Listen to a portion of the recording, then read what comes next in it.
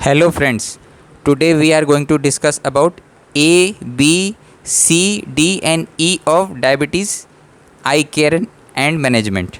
The A stands for the glycosylated hemoglobin level, that is the glycemic control has to be less than or equal to 7% for ideal diabetic control. Say no to anemia.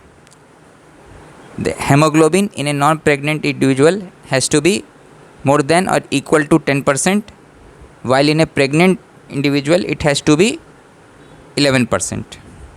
Now coming to the B of diabetes management, the B, with B we have to remember the ideal BMI, the body mass index has to be less than 25%, and the blood pressure has to be less than 130 by 80 millimeter of mercury.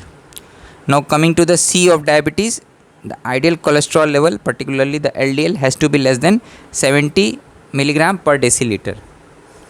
For D, we have to remember the vitamin D levels has to be more than 20 nanogram per liter for proper management of diabetes.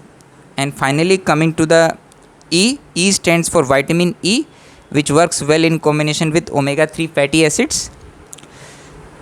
As most of the diabetic individuals are having BMI more than 25, that is they are obese or overweight and often associated with hepatic fatty liver disease, which is perfectly managed with this combination vitamin E and omega-3 fatty acids.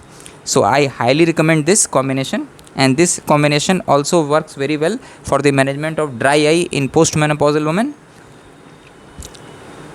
And the American Heart Association recommends bi-weekly intake of omega-3 fatty acids fish rich diet for perfect diabetes control. Thank you.